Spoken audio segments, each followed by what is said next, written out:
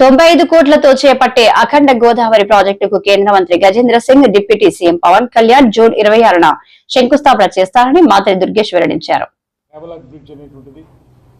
రమారామి 127 సంవత్సరాల క్రితం నిర్మించినటువంటి ఆ హ్యావలాక్ బ్రిడ్జ్ అదొక మాన్యుమెంట్గా ఇక్కడ నిలబడిపోవాలనేటువంటి ఆలోచన చేసి అటు పశ్చిమ గోదావరి జిల్లా ప్రజానీకం ఇటు తూర్పు గోదావరి జిల్లా ప్రజానీకం అందరం కూడా గట్టిగా పోరాటం చేసి హ్యావలాక్ బ్రిడ్జిని మనకి దఖలపడేలా చేసుకోవటం, డిస్మాండిల్ చేయకుండా ఆపుకోవటం, దాంతోపాటు మన టూరిజంకి దాన్ని తీసుకోవటం ఆంధ్రప్రదేశ్ ప్రభుత్వానికి మీకు తెలిసిన విషయమే. ఆ తర్వాత నుంచి కూడా హ్యావలాక్ బ్రిడ్జ్ని కానీ హ్యావలాక్ బ్రిడ్జికి కింద ఆనుకుని ఉన్నటువంటి బ్రిడ్జి లంక కానీ ఈ ప్రాంతాలు ఈ చుట్టుపక్కల అందరికీ కూడా కనువిందు కలిగించేటువంటి ప్రాంతాలుగా ఉన్నాయి కనుక దీన్ని పర్యాటక కేంద్రంగా తయారు చేయాలనేటువంటి ఆలోచన, అదేవిధంగా ప్రపంచ పర్యాటకులను ఆకర్షిస్తున్నటువంటి కడియు నర్సరీలను కూడా సుందరతరం చేసి వాటన్నిటినీ కూడా ప్రజలందరికీ కూడా ఉపయోగపడేలా చేయాలనేటువంటి ఆలోచన మనం చాలా కాలంగా వింటూ ఉన్నాం. అదేవిధంగా ఈరోజు నేను ఇందాక ఉదహరించిన వారందరి యొక్క సహకారంతో నేను కూడా 2 సార్లు గజేంద్ర సింగ్ షెకావత్ గారిని ఢిల్లీలో కలవడం జరిగింది. వారితో కూడా మాట్లాడి ఈ ప్రాజెక్టును సాకారం చేసుకున్నాం. రమారమి 94,44,00,000 వ్యయంతో అంచనా వ్యయంతో ఈ ప్రాజెక్ట్ని మనం ప్రారంభిస్తూ ఉన్నాం శంకుస్థాపనతో.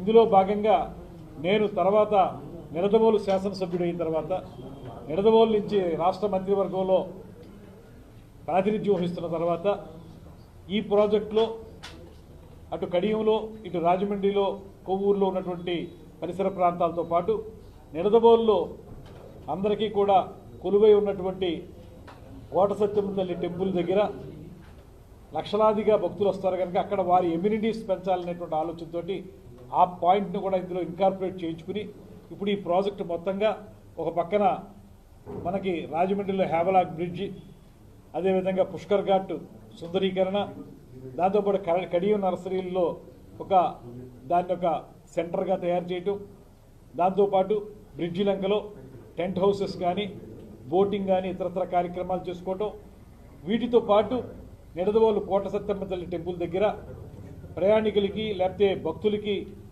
సౌకర్యాలు కల్పించే కార్యక్రమం, దాంతోపాటు అక్కడ కూడా గోదావరి కాలువ ప్రవహిస్తుంది కనుక అక్కడ గోదావరి హారతి ఘాట్ని ఏర్పాటు చేసుకోవటం, దాంతోపాటు బోటింగు, అదేవిధంగా కెఫ్టేరియాలని పెట్టుకుని పర్యాటకులను ఆకర్షించాలనేటువంటి బృహత్తరమైనటువంటి ఆలోచనతో ఈ కార్యక్రమాన్ని మనం రూపుదిద్దిన కార్యక్రమం. ఇందులో కొంతమేరకు అంటే పూర్తిగా 94,44,00,000కి ఇంకా టెండర్లు ఫైనలైజ్ కాలేదు, కానీ అందులో ముందు మన పుష్కర్ ఘాట్ని సుందరీకరించే కార్యక్రమానికి సంబంధించి దానికి టెండర్లు ఫైనలైజ్ అయినాయి. ఆ టెండర్ల ద్వారా రేపు 26వ తారీఖున దానికి శంకుస్థాపన చేసుకోబోతున్నాం. దీనికి ప్రత్యేకించి మన రాష్ట్రం మీద మక్కువతోటి ఈ శంకుస్థాపనకు పార్టిసిపేట్ చేయడానికి విచ్చేస్తున్నటువంటి గజేంద్ర సింగ్ షెకావత్ గారికి ప్రత్యేకమైనటువంటి ధన్యవాదాలు తెలియజేస్తా ఉన్నాం. వారు రావడానికి కారణమైనటువంటి మన ఉప ముఖ్యమంత్రి పవన్ కళ్యాణ్ గారు, పార్లమెంట్ సభ్యులు పురంధేశ్వరి గారికి కూడా ప్రత్యేకమైన ధన్యవాదాలు తెలియజేస్తూ, ఇది special assistance to states for capital investment, SASCI అంటారు దీన్ని. అంటే special assistance to states for capital investment అనేటువంటి స్కీమ్ కింద దీన్ని మనం తీసుకురావడం జరిగింది. ఇంకొక విషయం ఏంటంటే, మనం కూటమి ప్రభుత్వం అధికారంలోకి వచ్చిన తర్వాత రమారమి ఈ సంవత్సర కాలంలో 375 కోట్ల విలువైన పర్యాటక అభివృద్ధి కార్యక్రమాలని మనం మంజూరు చేయించుకోగలిగాం. ముఖ్యమంత్రి గారి యొక్క అద్భుతమైనటువంటి నాయకత్వంలో, ఉప ముఖ్యమంత్రి గారి యొక్క సహకారంతో. అందులో స్వదేశీ దర్శన్ 2 అంటే స్వదేశీ దర్శన్ 1 అనేటువంటి ఇంతకుముందు జరిగింది. స్వదేశీ దర్శన్ 2 కింద బొర్రా గుహల అభివృద్ధి, అదేవిధంగా సూర్యలంక బీచ్ అభివృద్ధి, అదేవిధంగా ప్రసాద్ స్కీమ్ అంటే టెంపుల్స్లో చేసేటువంటి స్కీమ్ని ప్రసాద్ స్కీమ్ అంటాం, దాని కింద అన్నవరం దేవస్థానం అభివృద్ధి, అదేవిధంగా సాస్కీ కింద మీకు చెప్పాను అఖండ గోదావరి మందై, అదేవిధంగా గండికోట కడప జిల్లాలో ఉండే గండికోట ఫోర్ట్ని గ్రాండ్ క్యానియన్ ఆఫ్ ఇండియా అంటారు దాన్ని. అద్భుతమైనటువంటి ఆ క్యానియన్ అభివృద్ధి గురించి 77,91,00,000తోటి దాని అభివృద్ధి. అదేవిధంగా CBDO challenge based destination development అనేటువంటి ఇంకో స్కీమ్ ఉంది. దాని కింద 2 పథకాలు. అవి ఒకటి అహోబిలం దేవస్థానం అభివృద్ధి, అదేవిధంగా నాగార్జున సాగర్ వరల్డ్ క్లాస్ బౌద్ధ గమ్యస్థలం అభివృద్ధి.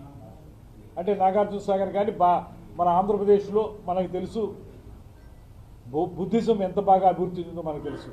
వైజాగ్ దగ్గర ఉన్నటువంటి తొట్లకొండ కానీ బావికొండ కానీ, అదేవిధంగా మన దగ్గర అమరావతి నాగార్జునకొండ ఇవన్నీ కానీ బుద్ధిజంకి ప్రాణప్రతిష్ఠ చేసినటువంటి ప్రాంతాలు ఇవి.